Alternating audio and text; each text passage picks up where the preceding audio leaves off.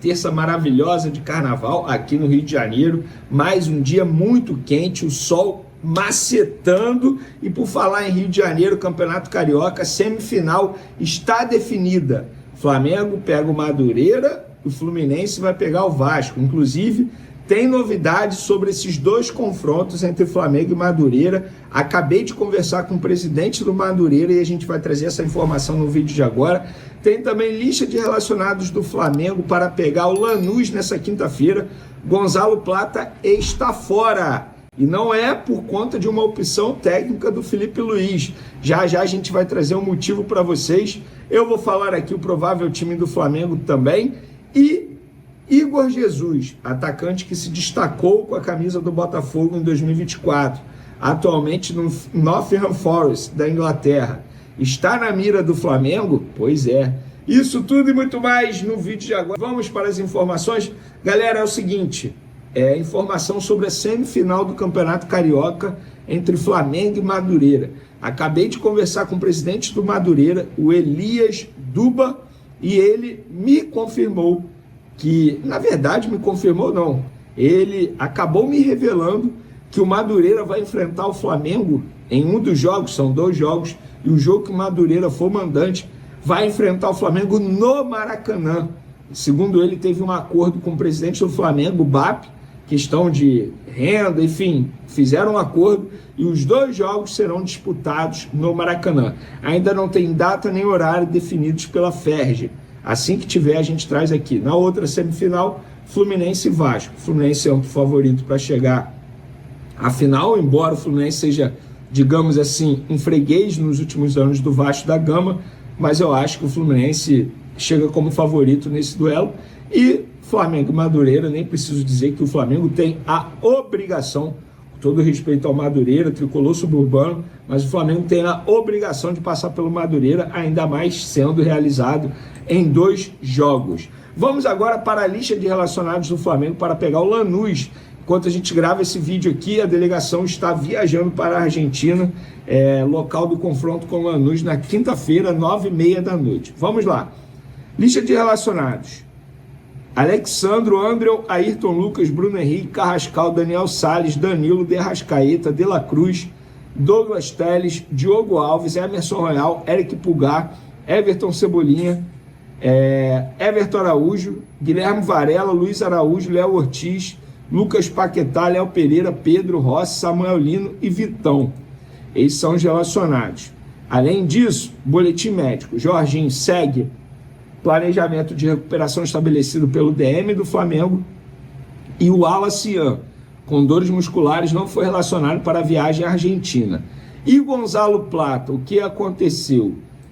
O Flamengo comunicou nessa manhã que Gonzalo Plata foi punido com 2 jogos de suspensão no ano passado pela Conmebol e, portanto, não está disponível para o jogo dessa quinta-feira.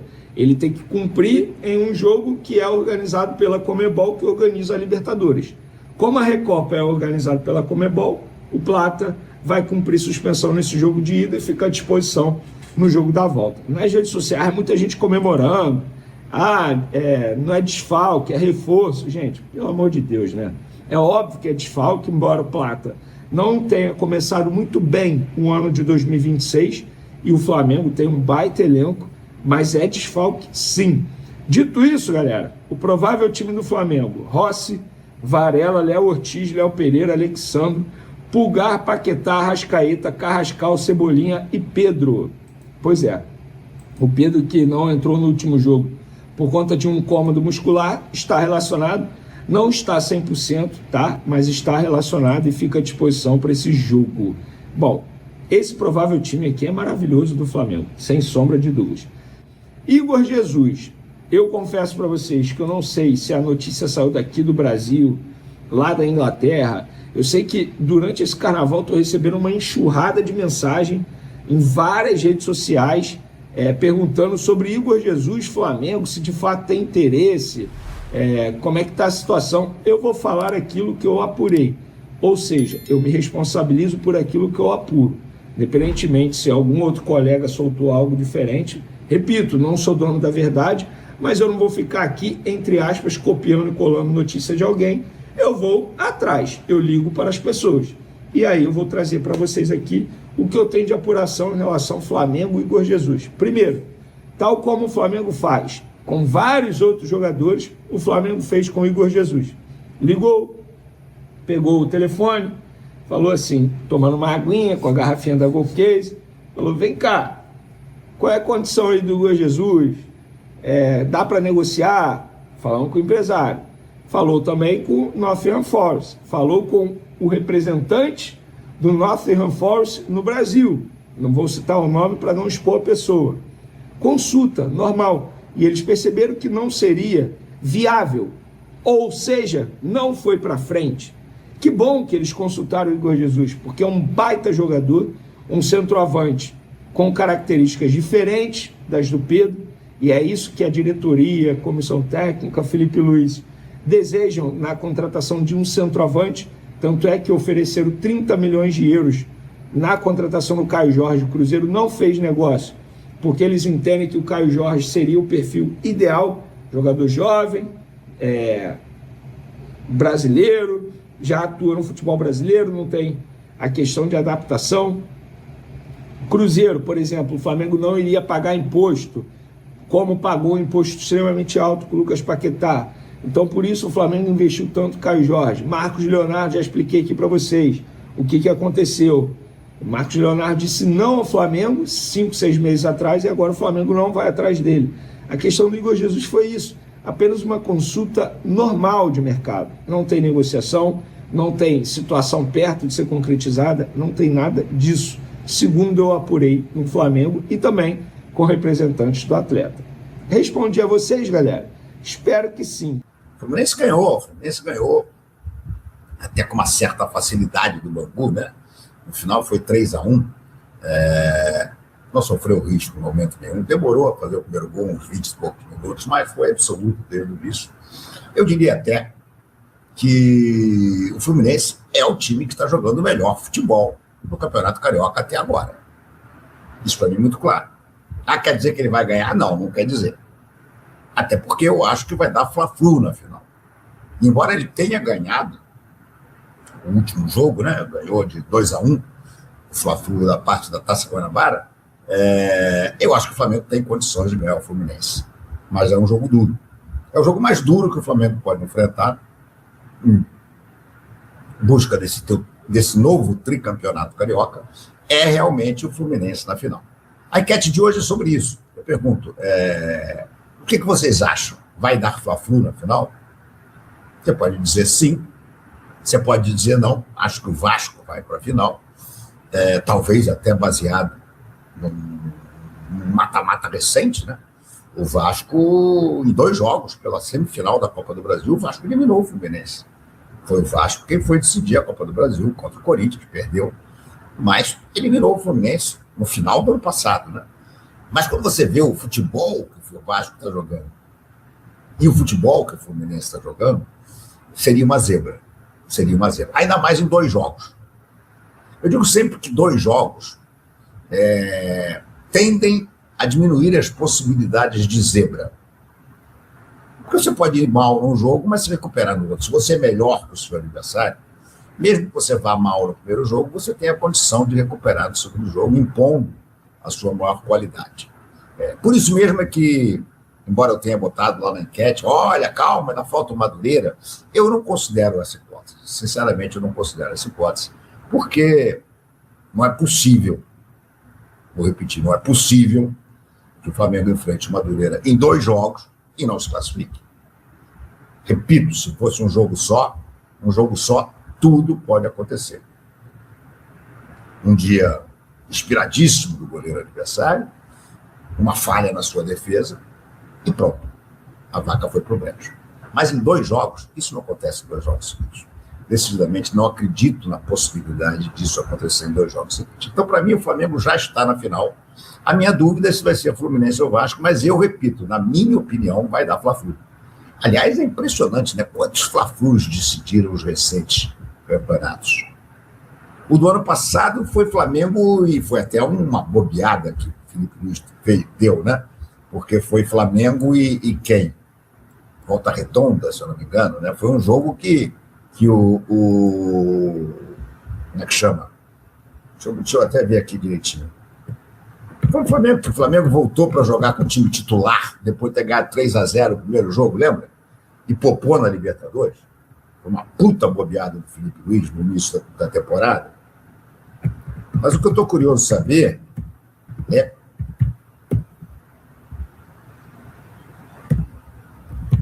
Deixa eu dar um Google aqui para mostrar para vocês.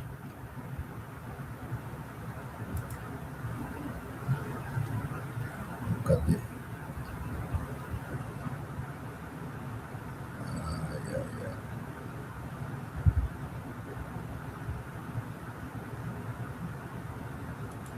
Deixa eu refinar essa busca aqui. Porque é impressionante o número de Fla-Flus. Olha aqui na Wikipédia eu chego lá.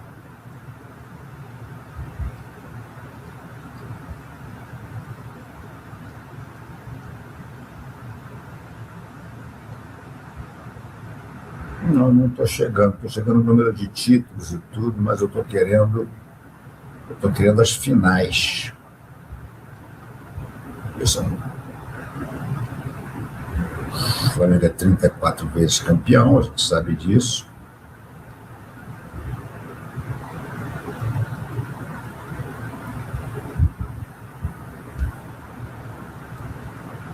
Não tem aqui. Deixa eu dar uma volta aqui.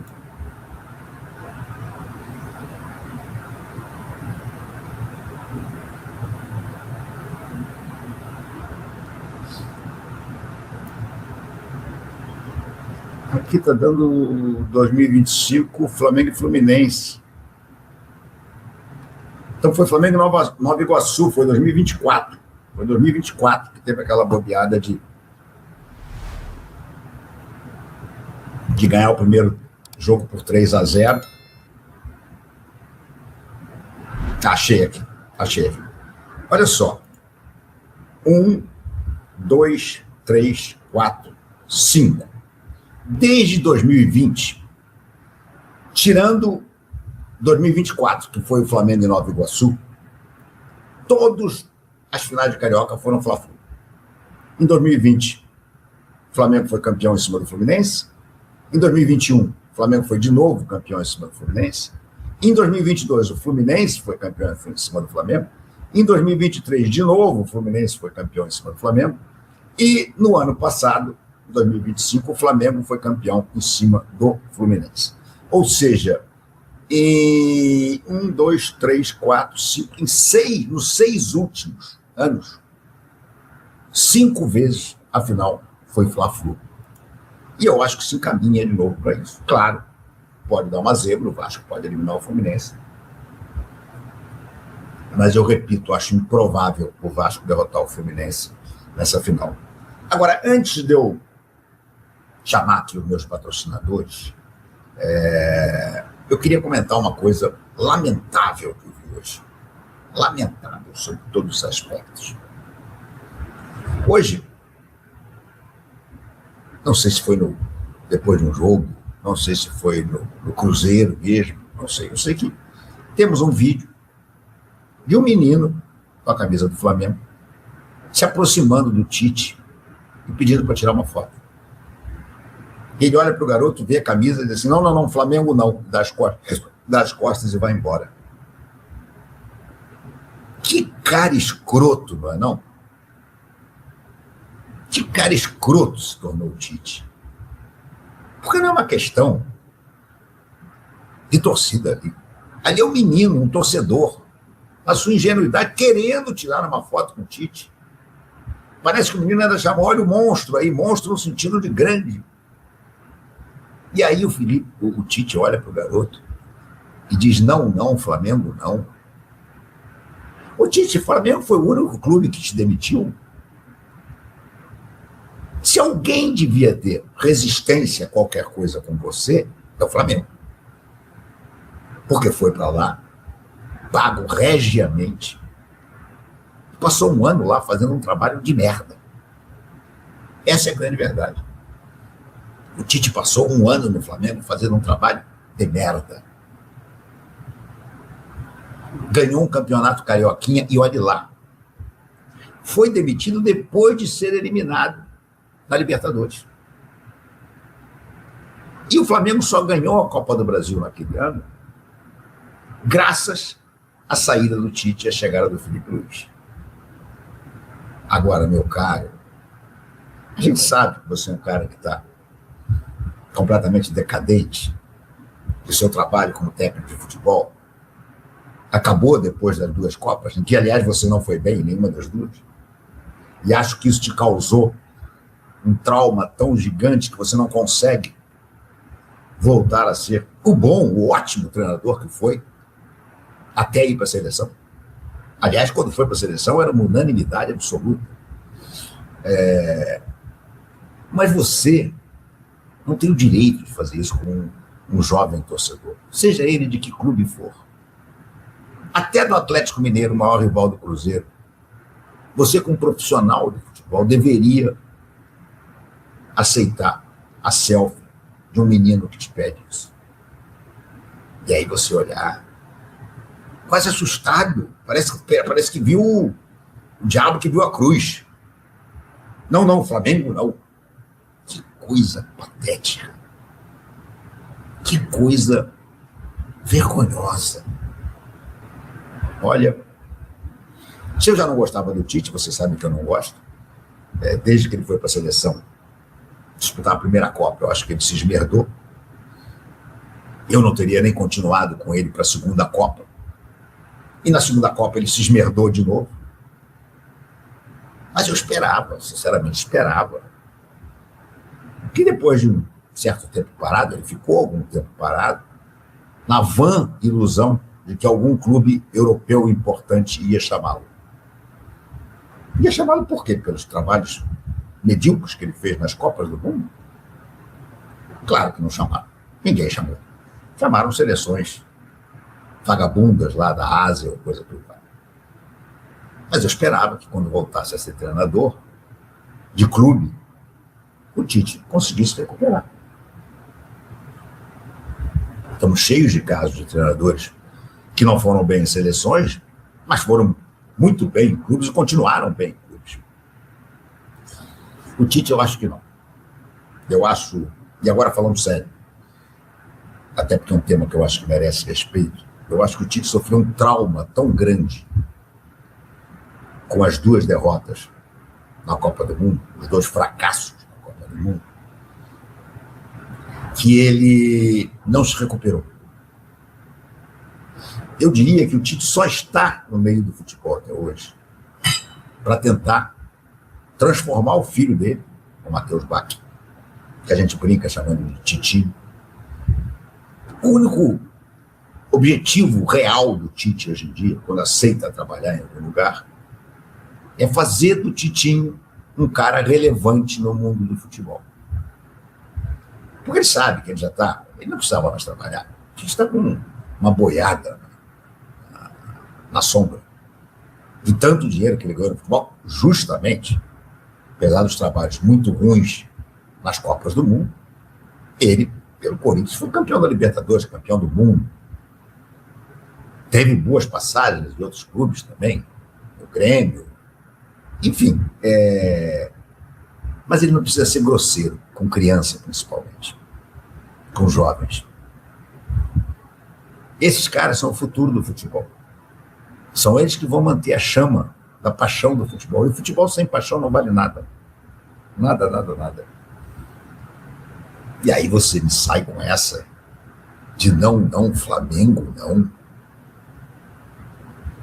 Porra, Tite, você conseguiu descer ainda mais no meu conceito. Despencou no meu conceito. Como se isso fosse possível, né? Porque no meu conceito você já estava lá embaixo. E eu repito, na minha visão, o Tite só está no futebol hoje em dia para tentar transformar o filho em alguém relevante no futebol.